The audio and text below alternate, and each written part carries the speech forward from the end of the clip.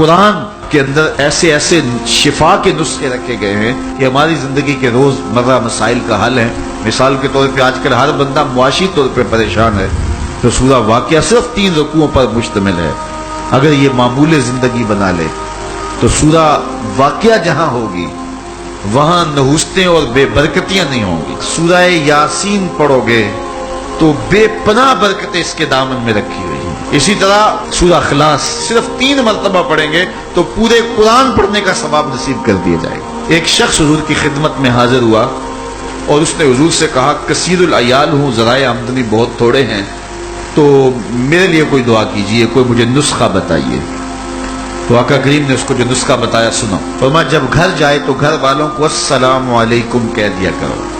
یہ کتنا سوکھا نسخہ ہے اور کتنا اچھا وظیفہ ہے، گھر والے بھی خوش، اللہ رسول بھی خوش۔ اس کے بعد 1 مرتبہ سورہ اخلاص پڑھ لیا کرو۔ غربت توڑ نسخہ، جب بھی گھر جاؤ السلام علیکم، اس کے بعد 1 مرتبہ سورہ اخلاص۔ اور میرے حضور نے فرمایا کبھی ایسا ہو کہ تو گھر جائے، گھر میں کوئی بھی موجود نہ ہو، تو فرمایا عمل چھوڑنا نہیں، فسلم علیہ، پھر مجھے سلام کہہ دینا۔ وہ اپنے نام لیواؤں کو تنہا چھوڑتے کب ہیں، جہاں ہم دم نہ ہو کوئی وہاں سرکار ہوتے۔ وہ کہتے ہیں میں عمل شروع کر دیا، گھر جاتا السلام علیکم، اس کے بعد السلام علیکم کے بعد میں سورہ اخلاص 1 بار پڑھ دیتا۔ اس عمل کی برکت سے میں نے تو امیر ہونا ہی ہونا تھا، میرے ہمسائے بھی امیر ہو گئے، میرے ہمسائے بھی امیر ہو گئے۔ تو قرآن کو اپنی زندگی میں بسا لو، قرآن کو شامل کر لو، دنیا بھی سنورے گی، قبر بھی سنورے گی، نزا کا عالم بھی سنورے گا، حشر میں بھی اجالے ہوں کہ جنت کی بہاریں بھی نصیب ہوں اور رسول اللہ کا ساتھ نصیب ہوگا۔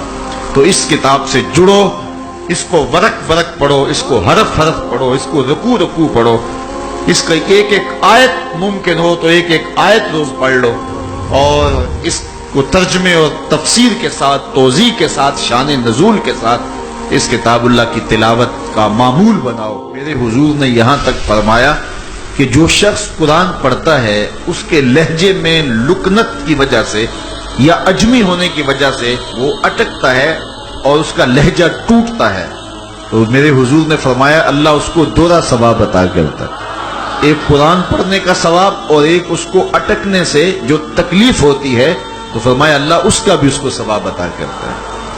اور فرمایا یہ وہ پاکیزہ کتاب ہے کہ اگر تمہارا رب سے باتیں کرنے کو جی چاہے تو قرآن کھول کے بیٹھ جاؤ، یہ رب سے ہم کلام ہونا ہے، یہ اپنے رب سے گفتگو کرنی ہے۔ میرے حضور نے فرمایا کہ قرآن اللہ کی وہ لٹکتی ہوئی رسی ہے جس کا ایک سرا تمہارے ہاتھ میں ہے، دوسرا سرا تمہارے رب کے ہاتھ میں۔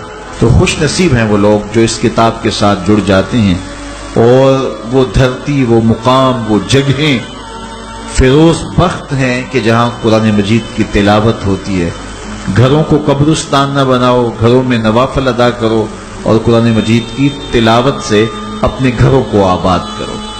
اگر گھر میں روزانہ کی بنیاد پہ قرآن مجید کی تلاوت کا معمول بن جائے تو پھر کوئی جن، کوئی بھوت، کوئی آسیب اور کوئی بدروح آپ کو تنگ نہیں کر سکتی۔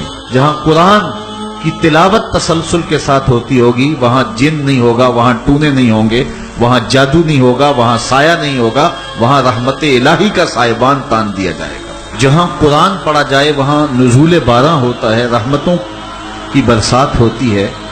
اور پھر اگر یہ جگہ اللہ کا گھر ہو، مسجد ہو، تو پھر تو دوہری برکت ہو جائے گی نا۔